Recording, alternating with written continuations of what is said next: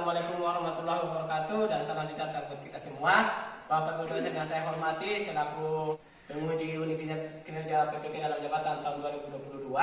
Perkenalkan, nama saya Septian Peter Alobunga, akan melaksanakan praktek UKIN di SMA Negeri 4 Tanah Toraja pada hari ini, Rabu tanggal 14 Desember 2022. Selengkapnya silakan disimak video berikut. Terima kasih.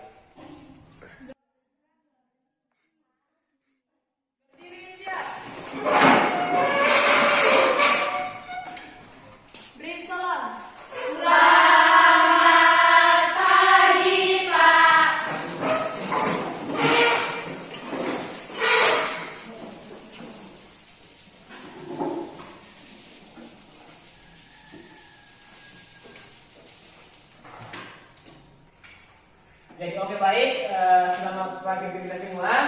Selamat pagi, Pak. Pada hari ini kita boleh bersyukur kita kembali lagi bersama untuk hadir di tempat ini untuk melakukan proses belajar mengajar. Nah, sebelum kita masuk dalam kegiatan kita pada hari ini, diharapkan untuk kita semua, mari kita melihat samping kiri kanan kita. Kalau ada sampah, mohon dipungut, kita masuk di tempatnya. Nah, oke, sudah? Sudah. Nah, oke.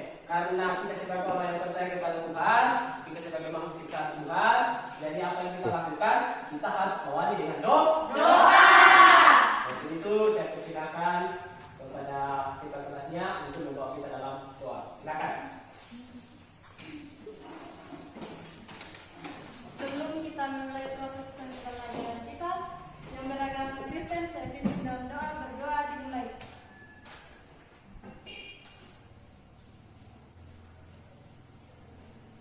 Berdoa selesai. Oke, terima kasih. Silakan duduk. Sekarang saya masuk dalam tahap mengabsen kehadirannya.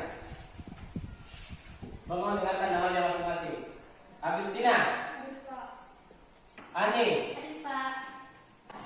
Deselin. Hadir, Pak. Oke, jadi hari ini hari satu orang yang tidak hadir ya. Ya, Pak. Kita doakan ya bahwa teman kita ini boleh sembuh untuk datang bersama-sama dengan kita untuk mengikuti proses belajar mengajar. Bisa pahami? Bisa. Sekarang ada bahan belajar di sini yang saya sudah siapkan. Untuk itu saya bagi terlebih dahulu supaya ada panduan untuk kita untuk belajar hari ini.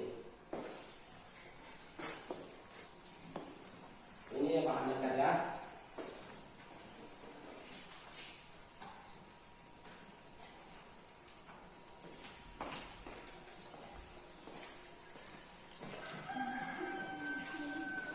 Oke, sudah? Sudah. Sekarang kita perhatikan PowerPoint yang terlihat di depan. Nah, oke. Sebelum kita masuk dalam materi, saya mengajak kita untuk berdiri bersama. Kita menyanyi terlebih dahulu supaya kita diberikan motivasi untuk belajar.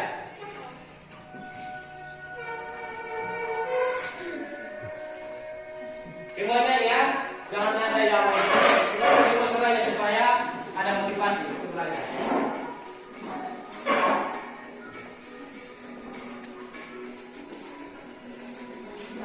Dan bukalah matamu saatnya meraih mimpi.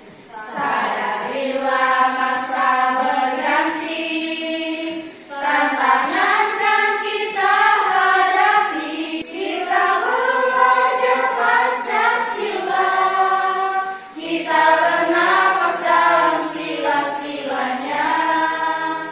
Kita belajar Pancasila, ayo kita jaga untuk Indonesia.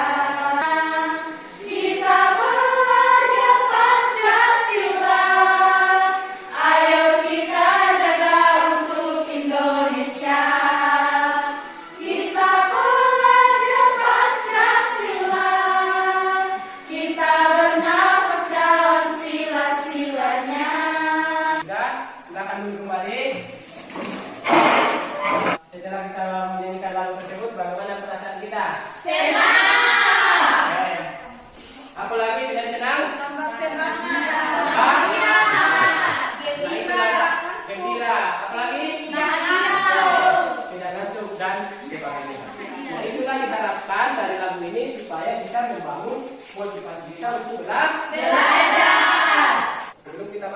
materi, saya mau sampaikan terlebih dahulu. Minggu lalu kita sudah belajar tentang apa? Peran negara federal dalam menjamin keadilan dan kedamaian. Nah, itu adalah materi kita sebelumnya. Nah, untuk hari ini kita akan belajar mengenai dinamika pelanggaran hukum atau kelanjutan dari materi kita sebelumnya. Untuk masuk dalam materinya, yang pertama adalah mengevaluasi praktek perlindungan dan penegakan hukum untuk menjamin keadilan dan kedamaian. Itu apakah? Nah, di situ yang pertama menyimpulkan macam-macam sanksi atas pelanggaran hukum. Kemudian yang kedua, menyimpulkan bentuk partisipasi masyarakat dalam perlindungan dan penegakan hukum. Kemudian yang terakhir, mengevaluasi berbagai kasus pelanggaran hukum di masyarakat. Nah, kita lanjut.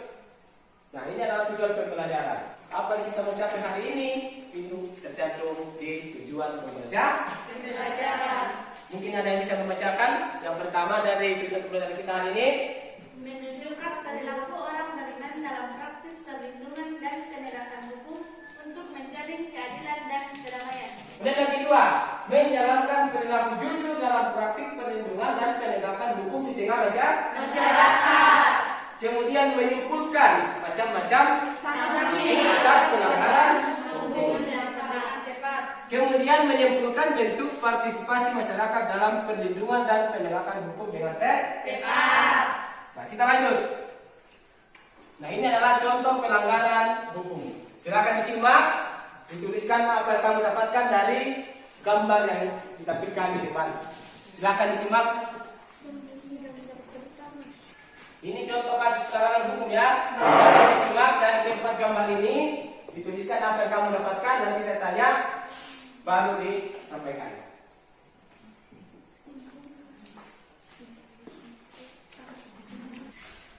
Oke, sudah? Siapa yang bisa memberikan apa yang dia dapatkan dari contoh pelanggaran hukum yang ada di depan? Silakan berdiri. Silakan. Gambar yang pertama KDRT, gambar yang kedua yaitu membuli, gambar yang ketiga pembunuhan, gambar yang keempat pelanggaran lalu lintas. Oke, mantap. Siapa lagi? Ayo silakan. Sama. Oke, sama. Jadi dari gambar yang pertama di situ menunjukkan anak tidak patuh terhadap orang tua atau berada di dalam lingkup keluarga. Kemudian yang kedua ada anak sekolah. Di mana di situ adalah menceritakan pelanggaran hukum yang ada di sekolah. Kemudian yang ketiga ini di dalam lingkup masyarakat. Di mana di dalam lingkup masyarakat ini masyarakat itu melakukan atau menghakimi sendiri. Bisa pahami? Bisa. Kemudian yang terakhir adalah berada di lalu lintas. Tidak mematuhi peraturan yang ada di lalu lintas. Oke? Nah, kita lanjut. Dinamika pelanggaran hukum. Nah, sebelum kita masuk dalam materi, saya mau kasih ilustrasinya seperti ini ya. Ada seorang filosofi menyatakan bahwa hukum itu bagaikan pagar yang ada di kebun binatang. Seandainya pagar itu tidak ada, maka orang tidak akan datang ke kebun binatang. Mengapa? Karena bisa saja kita dimakan oleh binatang. Tetapi karena ada pagar, ada penghalang, maka semua orang berkunjung untuk melihat binatang. Bisa pahami? Bisa. Begitupun dalam kehidupan kita sehari-hari, dimanapun kita berada, selalu ada namanya hukum. Nah, aku bisa menanya hukum. Siapa bisa memberikan tanggapannya atau masukannya? Silakan. Hukum itu seperti apa? Ayo. Oke, silakan berdiri. Menurut saya hukum itu adalah peraturan-peraturan yang dibuat dalam masyarakat. Oke, mantap. Siapa lagi? Ada lagi yang mau menyampaikan? Jadi yang dimaksud dengan hukum itu ialah aturan yang berlaku di dalam suatu masyarakat. Nah, untuk pembelajaran kita hari ini yang pertama kita membahas adalah mengenai berbagai kasus pelanggaran hukum. Saya sudah tampilkan tadi contoh-contoh pelanggaran hukumnya. Kemudian macam-macam sanksi atas pelanggaran hukum. Kemudian yang ketiga, partisipasi dalam perlindungan dan penegakan hukum. Jadi yang pertama kita di sini kita lakukan adalah kasus pelanggaran hukumnya seperti apa. Kemudian yang kedua kita cari sanksinya, sanksinya seperti apa. Kemudian yang ketiga bagaimana partisipasi masyarakat dalam perlindungan dan penegakan hukum. Bisa pahami? Bisa. Kita lanjut. Apa itu pelanggaran hukum? Kita beri bahwa yang dimaksud dengan hukum tadi itu adalah aturan. Nah, berarti kalau berbicara tentang pelanggaran hukum, berarti tindakan seseorang yang tidak sesuai dengan atau bertentangan dengan aturan-aturan yang berlaku. Kita lanjut. Berbagai kasus pelanggaran hukum. Yang pertama di lingkungan keluarga. Siapa yang bisa memberikan contoh kasus pelanggaran hukum di lingkungan keluarga? Ayo, contohnya seperti apa? Menyampaikan perintah orang. Oke, mantap. Siapa lagi? Ayo silakan berdiri. Yuk, siapa lagi? Masih ada? Yang bisa memberikan pendapatnya? Oke, selamat berdiri. Menurut saya, kasus pelanggaran di dalam keluarga yaitu tidak menghargai sesama dan orang tua. Oke, mantap. Nah, berbagai kasus pelanggaran hukum di lingkungan keluarga, kita ketahui bahwa dimanapun kita berada, di situ ada istilah namanya hukum. Nah, kita berbicara kasus pelanggaran hukum di lingkungan keluarga, contohnya orang tua menyuruh kita untuk datang sekolah, tapi kita datang hanya main. Yang kedua, orang tua suruh kita untuk bekerja, kita tidak mau bekerja. Orang tua suruh kita belajar, kita tidak mau. Artinya tidak dihargai orang tua. Itu adalah contoh kasus yang ada di lingkungan keluarga. Kemudian yang kedua, di lingkungan sekolah. Ayo siapa yang bisa berikan contohnya? Oke, silakan. Saya tidak rapi dan tidak sesuai dengan ketentuan sekolah. Oke, mantap. Yang lain, ayo silakan. Menyontek ketika ulangan. Nah, ini sering terjadi. Mantap. Siapa lagi? Oke, sekarang. Karena ke sekolah terlambat. Mantap. Ayo. Masih. Tidak memperhatikan penjelasan guru. Nah, oke, kita katanya contohnya di depan. Kalau kita menjelaskan dulu di depan, baik itulah. Ayo silakan. Bolos mengikuti pelajaran. Nah, ini juga sering terjadi. Disuruh orang tua datang sekolah, ada yang lewat sekolah, ada yang tidak sampai sekolah. Itu namanya bolos. Ketika temannya belajar, dia hanya main di luar. Nah, itu dari lingkungan sekolah ya. Sekarang kita lanjut ke lingkungan masyarakat. Ayo, siapa yang bisa memberikan contohnya di sini? Yang dari masyarakat ya. Oke, silakan. Main hakim kita lamani langsung dibunuh, langsung dipukul. Itu namanya main hakim sendiri. Oke, silakan yang di sana. Melakukan perjudian. Melakukan perjudian. Contohnya sabung ayam dan sebagainya. Ayo, angkat tangan. Tidak mengikuti kerja bakti dengan alasan yang tidak jelas. Ya, betul. Yang sini juga terjadi di lingkungan masyarakat itu, ketika waktu orang kerja bakti, dia tiba-tiba sakit. Alasannya kenapa? Setelah orang kerja bakti, sembuh lagi. Artinya dia tidak mau mengikut kerja bakti. Dia tidak bisa berpartisipasi dalam masyarakat. Yang terakhir, berbagai kasus pelanggaran hukum di lingkungan bangsa dan negara. Ayo, siapa yang bisa memberikan contohnya? Silakan. Tidak memiliki KTP. Tidak memiliki KTP. Tapi memiliki tahu di situ bahwa yang sudah bisa membuat KTP itu adalah umur 17 tahun. Ayo, siapa lagi? Silakan. Ya. Tidak mematuhi rambu-rambu lalu lintas. Oke, tidak mematuhi apa? Tidak mematuhi rambu lalu Lintas.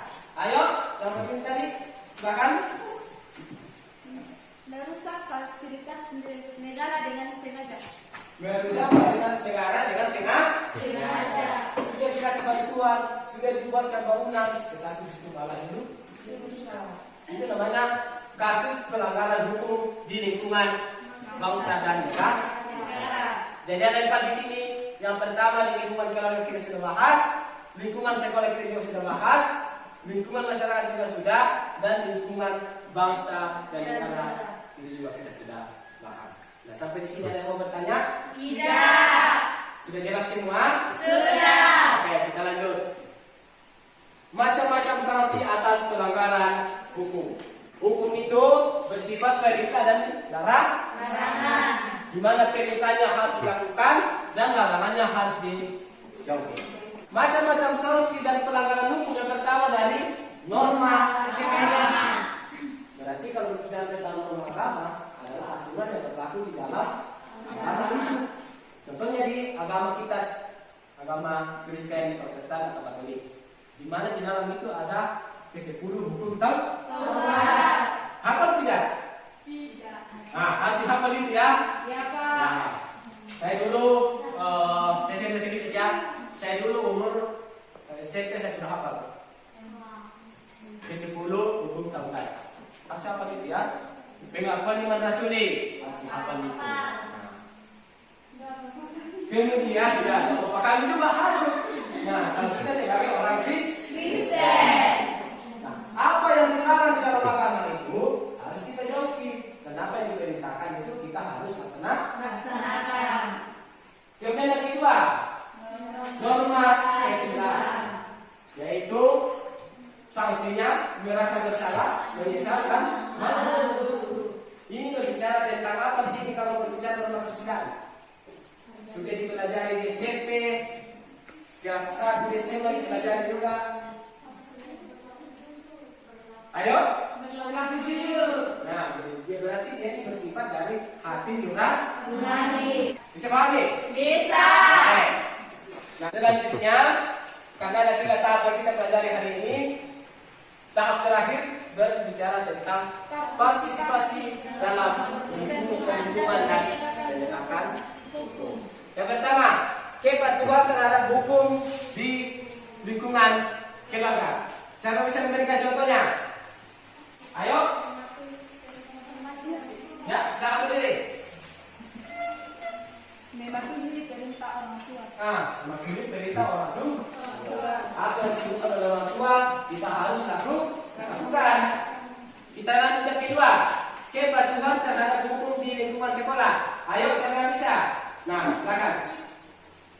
Menghormati kepala sekolah, guru, dan karyawan lainnya. Menghormati guru.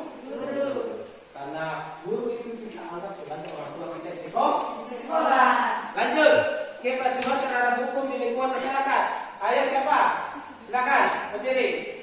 Oke. Saling menghargai dan menghormati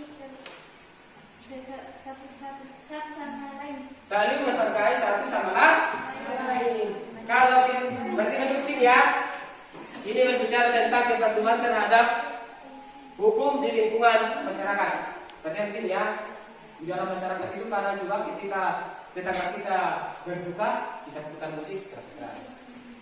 Itu tidak menandakan bahwa kita patuh terhadap peraturan yang ada dalam masyarakat.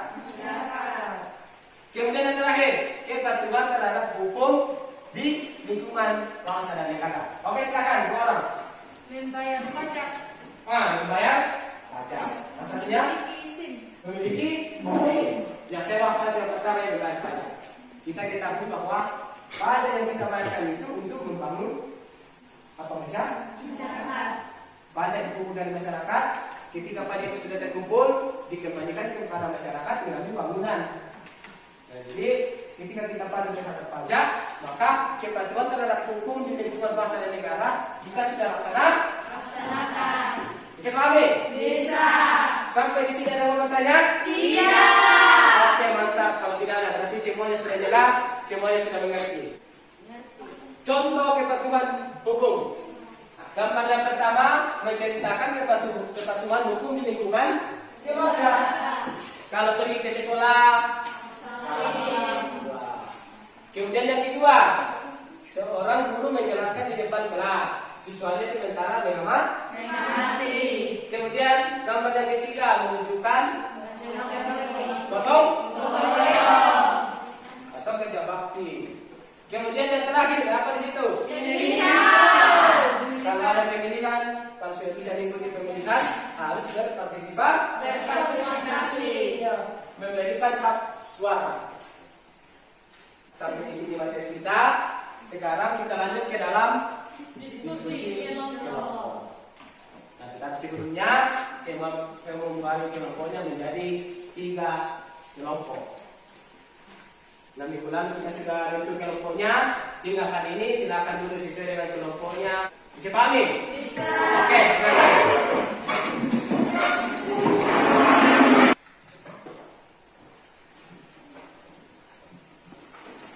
Oke, sudah? Sudah. Saya akan bagikan data pilihnya.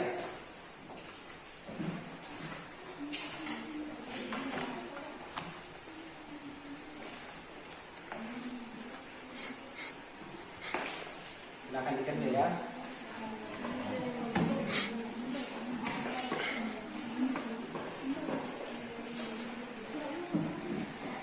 Berarti kalau di sini karena kelompoknya sudah terbentuk, jadi di dalam kelompoknya ada LKPD atau lembar kerja peserta didik yang akan kita kerjakan. Ada wacana di situ yang akan kita kerjakan. Kemudian ada soalnya di belakang. Setelah itu dijawab atau dikerjakan dalam kelompoknya, itu akan dipresentasikan di depan kelas. Bisa pahami? Bisa. Nah, di dalam kelompoknya juga saya akan melakukan penilaian baik dalam bentuk kelompok, grup, dan orangan. Jadi akan saya menilainya. Siapa yang paling di dalam kelompoknya maupun dalam perorangan. Bisa paham ya? Bisa. Oke.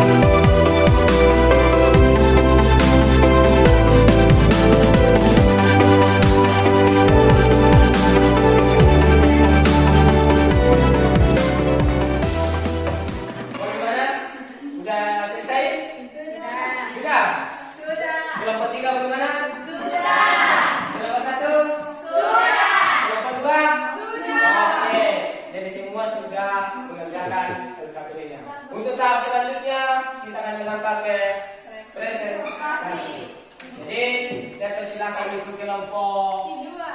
2 terlebih dahulu untuk mempresentasikan hasil diskusinya. Silakan.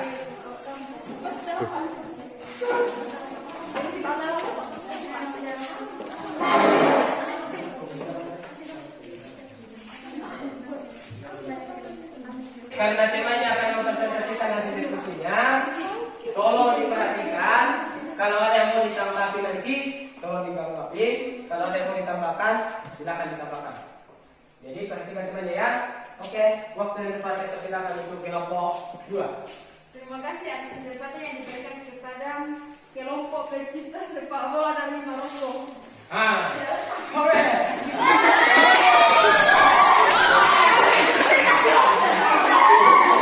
Bisa diulang jadinya. Silakan diulang jadinya, boleh. Silakan ulang. Dari kelompok mana tadi? Kelompok pecinta sepak bola dari Maroko. Jadi untuk piala kuning. Oke, silakan lanjut. Acai. Untuk itu saya persilakan kepada pemateri untuk memberitahukan jawaban. Baik, terima kasih atas kesempatannya. Saya akan membacakan semua jawabannya. Yang pertama adalah faktor penyebab terjadinya hal tersebut karena faktor himpitan ekonomi dan faktor lingkungan. Faktor ekonomi disebabkan keadaan kebutuhan hidup yang tidak terpenuhi. Yang kedua, jenis larangan hukum yang dilakukan adalah tindak pidana pemalsuan uang rupiah dan tidak tindak pidana kepemilikan dan penyalahgunaan narkoba. Yang ketiga, yaitu pemalsuan uang. Terus yang keempat, sanksi yang kemungkinan akan diterima pelaku pemalsu uang adalah penjara maksimal 10 tahun. Yang kelima, solusi untuk mencegah terulangnya kasus tersebut adalah dengan meningkatkan para kesejahteraan masyarakatnya, meningkatkan kualitas pendidikan. Terima kasih. Oke, mantap. Jadi dari kelompok lain ada yang mau memberikan tanggapan? Tidak. Atau masukan? Tidak. Kalau tidak ada, jadi saya berikan aplaus, saya berikan jempol untuk kelompok 2 karena sudah memaparkan materinya dengan hasil diskusinya dengan baik. Untuk itu saya tambahkan sedikit mengenai poin keempat di situ ya. Sanksi yang kemungkinan akan diterima pelaku pemalsu uang. Jadi kita ketahui bahwa hukum itu bersifat memaksa dan bersifat perintah. Jadi ketika kita melakukan pelanggaran, maka akan diberikan sanksi yang tegas oleh lembaga-lembaga penegak hukum. Contohnya, di sini ada wacana bercerita tentang pencetakan uang palsu. Nah, sanksinya apa? Ada di denda misalnya 10 miliar atau 5 miliar dengan penjara 10 tahun. Jadi untuk itu kita berikan aplaus media untuk kelompok 2. Silakan ditutup. Kesempatannya kami ucapkan terima kasih. Oke, silakan.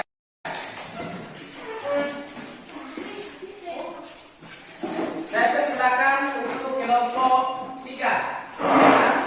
Ke depan presentasikan hasil diskusinya.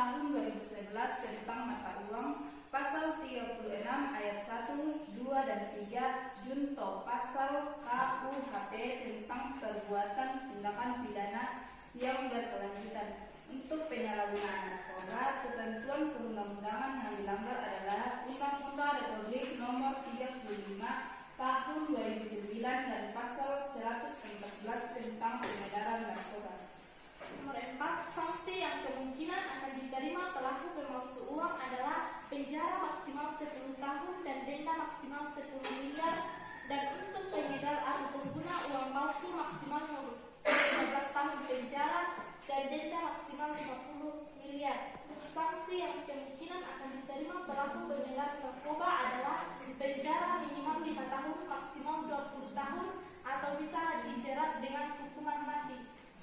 Solusi untuk mencegah terulangnya kasus tersebut adalah dengan meningkatkan taraf kesejahteraan masyarakatnya, meningkatkan kualitas pendidikan, serta meminimalisir kesenjangan masyarakat sehingga setiap masyarakat Indonesia dapat lebih mudah untuk menjauhi dan menghindari kasus di atas. Oke, mantap untuk kelompok 3. Nah, silakan dari kelompok lain ada yang mau memberikan tanggapannya atau masukannya? Tidak. Oke, jadi berarti semua sudah setuju dengan apa yang dipaparkan oleh kelompok 3. Di sini saya mau tambahkan sedikit mengenai poin yang pertama, berbicara tentang penyebab mengapa pelanggaran hukum itu terjadi. Di situ ada 2, yaitu berbicara tentang faktor ekonomi dan faktor lingkungan. Di mana faktor ekonomi itu berbicara tentang hidup. Jadi karena dia tidak cukup untuk dimakan, tempat tinggal tidak ada, jadi maka melakukan pelanggaran hukum. Contohnya tadi dijelaskan di artikelnya bahwa bank bangkrut, jadi makanya dia melakukan pencetakan uang palsu. Bisa pahami? Bisa. Dan yang kedua dari segi faktor lingkungan, itu juga salah satu faktor penyebab. Mungkin karena dia berada di lingkungan yang tidak baik, maka dia terkena terpengaruh. Oke, kita berikan kesempatan untuk kelompok 3. Silakan ditutup. Demikian hasil presentasi kami, kurang lebih dan memuaskan. Oke, silakan.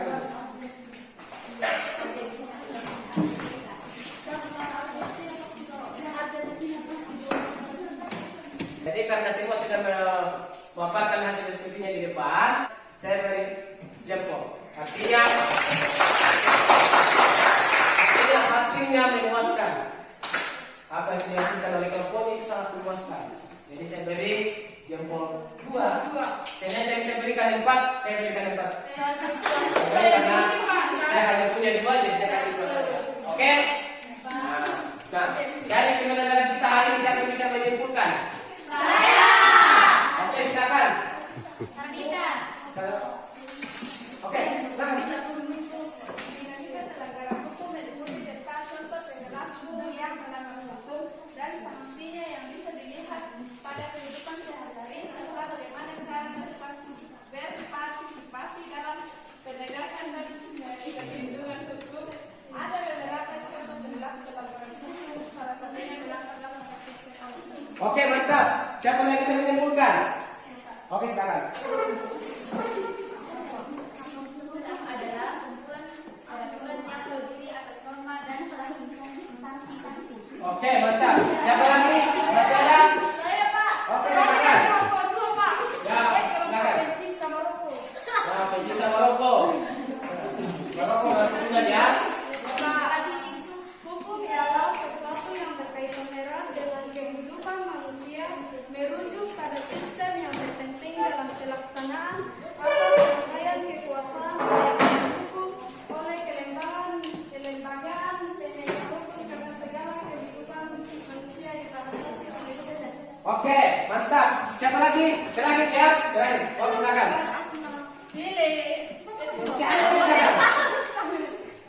Norma agama adalah aturan yang bersumber dari ajaran Tuhan. Sanksi terhadap yang melanggar berupa dosa.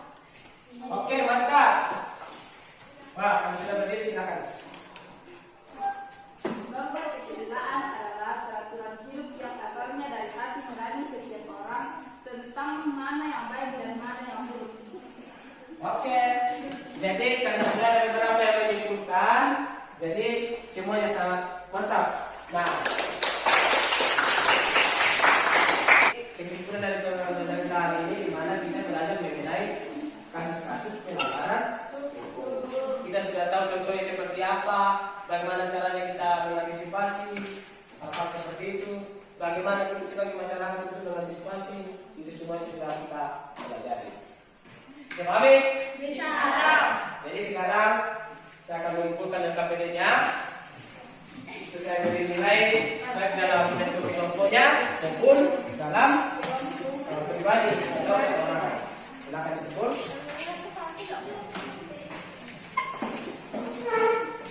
Nanti saya tempel di maju ya. Ya, Pak.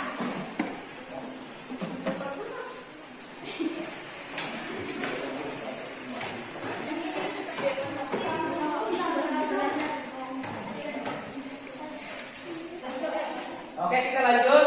Ada pertanyaan yang saya berikan. Yang pertama, apa yang kamu dapatkan dalam proses pembelajaran hari ini? Ayo, siapa yang bisa menjawab? Silakan. Dinamika pelanggaran hukum. Oke, silakan berdiri supaya kelihatan. Yang saya dapatkan dari pembelajaran hari ini yaitu tentang dinamika pelanggaran hukum. Oke, mantap. Siapa lagi? Apa kamu? Oke, silakan. Saya dapatkan dari pembelajaran yaitu saya dapat mengetahui beberapa norma beserta sanksi. Oke. Beberapa norma dan sanksi. Ayo dari bagian sini ada. Oke, silakan.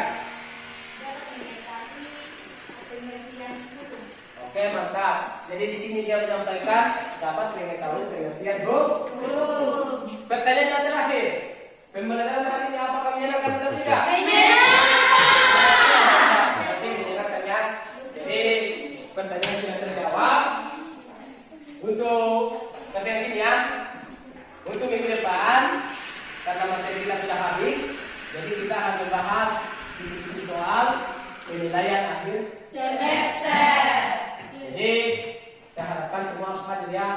Karena di situ mengenai kisi-kisinya yang mana akan masuk dalam soal. Oke? Ya, Pak.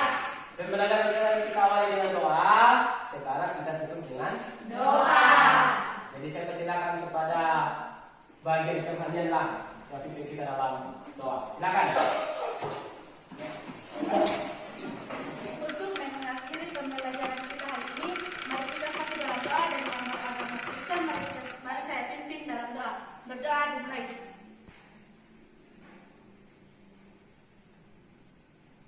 Berdoa selesai. Oke, terima kasih. Karena waktu kita juga sudah selesai. Jadi saya ucapkan selamat siang. Silakan disiapkan. Berdiri siap.